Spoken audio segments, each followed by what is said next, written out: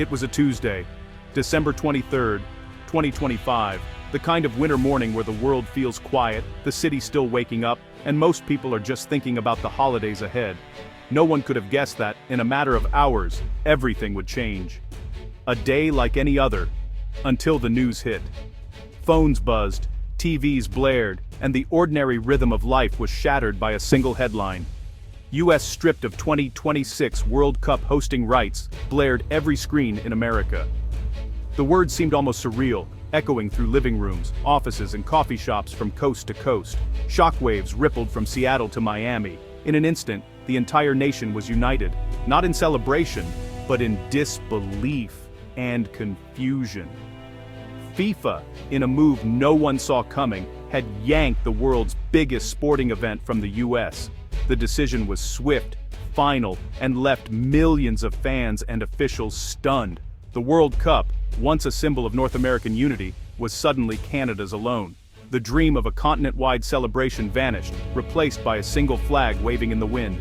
In bars and offices, disbelief reigned. Conversations stopped mid-sentence. Coffee cups paused halfway to lips, as people tried to process what they were seeing. Wait, what? Years and billions spent, gone in a single announcement. Stadiums half-built, contracts signed, dreams invested, all erased with a press release. It was like planning a wedding for years, only to have the venue hand it to your cousin at the last minute. All the effort, the anticipation, the hope, suddenly meaningless. And not just any cousin, your polite, hockey-loving neighbor to the north. The one who always brings maple syrup to the family reunion, now hosting the party of the decade. The US, the senior partner in the joint bid with Mexico and Canada, was now on the outside looking in. Mexico too left in the cold, as Canada took center stage. News cycles exploded with speculation and outrage. Pundits debated, politicians demanded answers, and fans flooded social media with disbelief and anger. The world's game had just played the world's superpower, and won. Around the globe, fans cheered the drama, while in America, the loss stung deeper than anyone expected. The announcement came from Zurich, delivered by a stone-faced FIFA official citing logistical reassessments.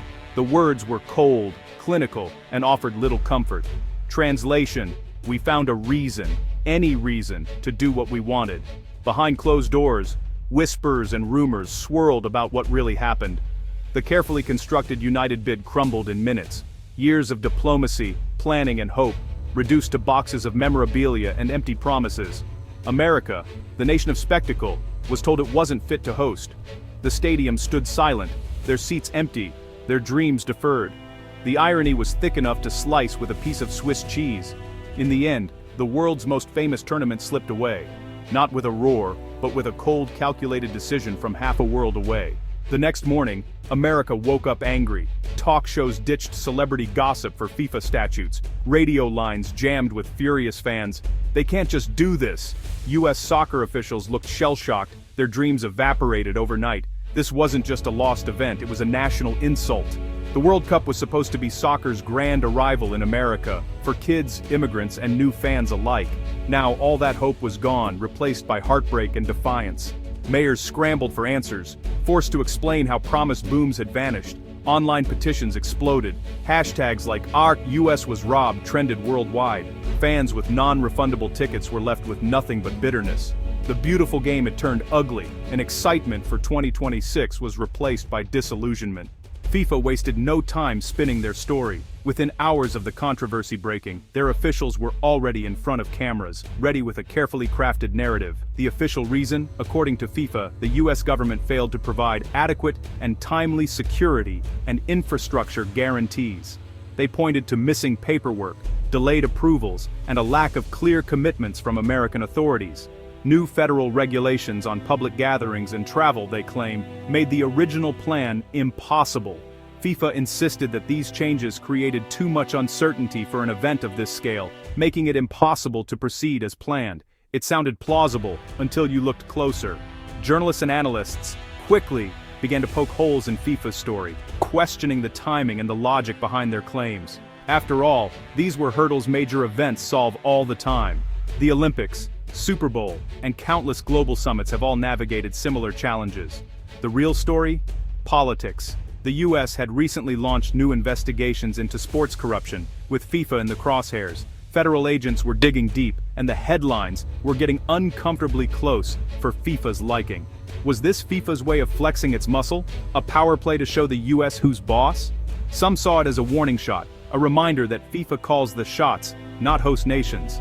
It sure looked like it. The world watched as FIFA seemed to punish the US for daring to challenge its authority.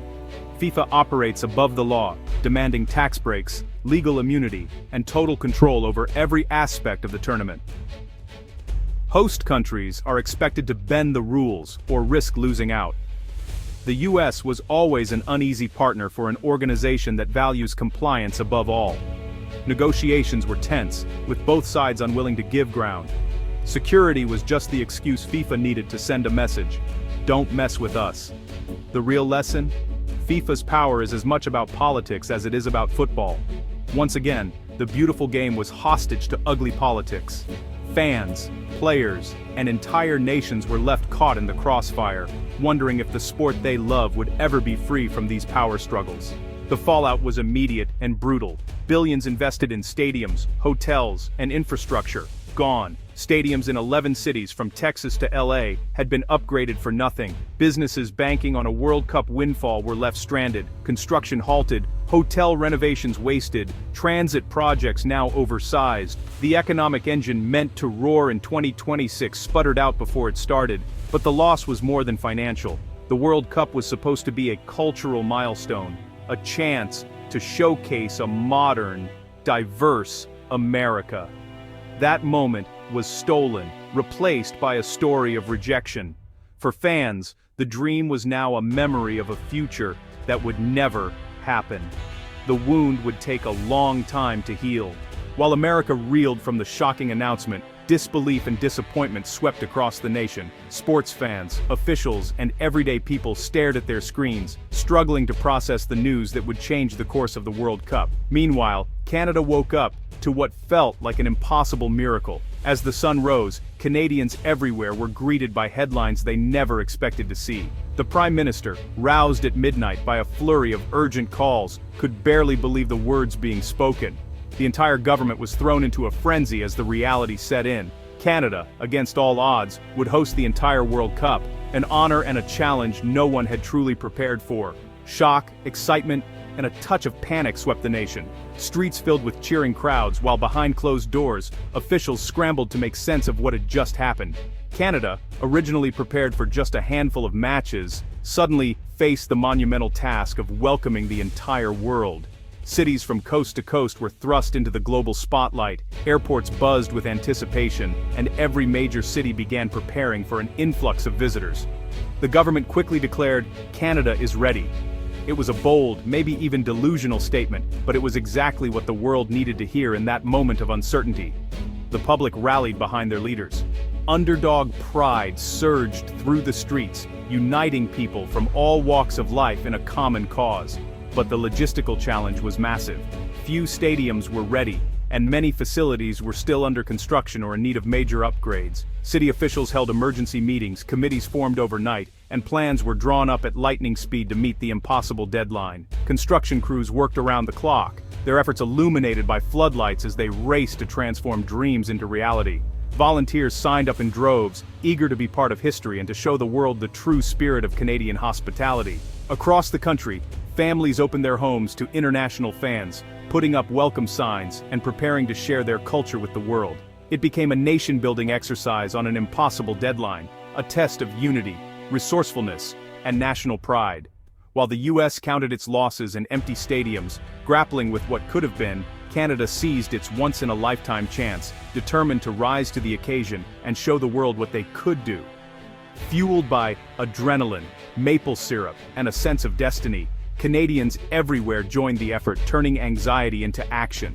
With determination in their hearts, they set out to prove to the world, and to themselves, that they were truly ready for this historic moment. The economic contrast was immediate. In the US, billions in projected revenue vanished. Sponsorships, hotel bookings, and local business booms evaporated. Cities were left with oversized infrastructure and taxpayers footing the bill. Stock prices of World Cup partners tumbled.